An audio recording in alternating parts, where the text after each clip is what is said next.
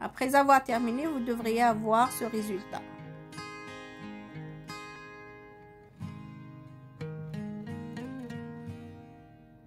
Voilà. Maintenant, je prends le coton de rembourrage. On va essayer de remplir les jambes et les bras du tuto. Il ne faut pas trop remplir, sinon vous ne pouvez pas les coudre après. Il faut s'assurer aussi qu'ils sont remplis de la même quantité. Voilà. Donc je choisis une pièce, soit celle du devant ou celle du dos. Et on remarque sur la photo ici que les bras, ils sont exactement là où il y a la tête et le corps. Donc, je vais mettre les deux pièces ensemble. Je vais les positionner. Et je vais essayer de les tourner à l'intérieur et épingler les parties extérieures.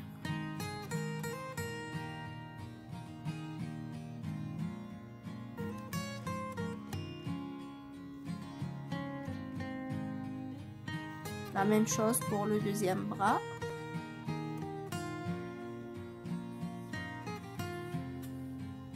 Et on épingle.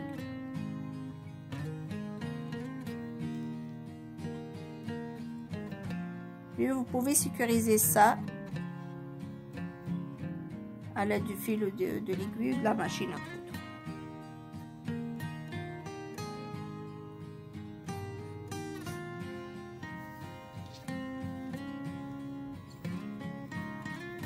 Il faut suivre la ligne pointillée qu'on a déjà dessinée sur l'envers de notre tissu.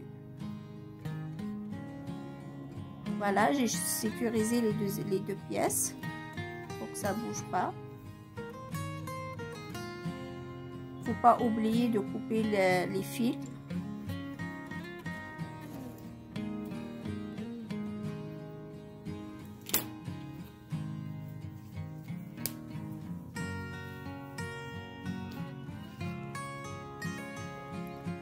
On remet notre pièce sur la table, le visage en face de nous. Et on replie les bras à l'intérieur du corps.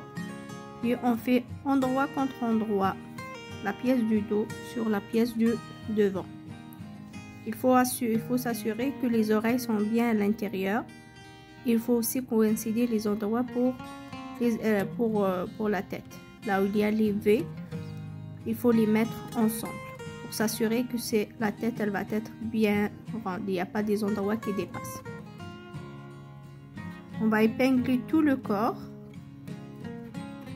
de cette façon et on va aller coudre en suivant la ligne pointillée. Juste une remarque très importante, il faut bien respecter la marge de couture qui est de 7 mm. Après avoir terminé la couture, comme vous le voyez ici, on prend les ciseaux comme d'habitude et on va cranter les endroits qui sont arrondis. Puis on tourne notre pièce à l'endroit.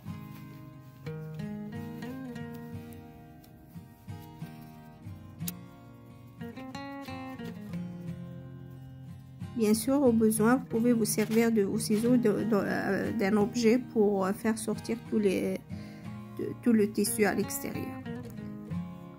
On commence à rembourrer notre tuto à l'aide de coton de rembourrage jusqu'à ce qu'on soit satisfait dans notre tuto. Il ne faut pas trop en mettre car il nous reste à coudre les jambes sur place. Si on met trop de coton de rembourrage, vous n'allez pas avoir de place pour coudre et mettre à l'intérieur les jambes. Juste une petite astuce, vous pouvez replier, faire un petit ourlet sans le coudre à l'intérieur du tissu. Vous le pliez à peu près 1 cm des bords, puis mettre les jambes exactement à leur endroit et faire comme dans mon cas ici, je l'ai réalisé en utilisant le point invisible. Vous pouvez aussi utiliser juste le point arrière. Juste, ça vous revient. Vous voyez que c'était difficile d'utiliser le point invisible, utiliser le point arrière à l'extérieur.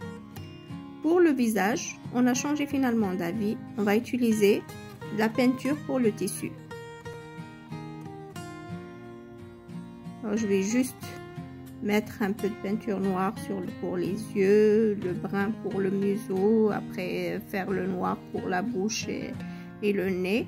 Comme vous pouvez utiliser des marqueurs que vous utilisez pour les dessins sur le visage. Et ne vous inquiétez pas, car si ça s'enlève au lavage, vous pouvez la refaire facilement en utilisant les mêmes crayons. Vous pouvez décorer votre poupée comme vous le voulez.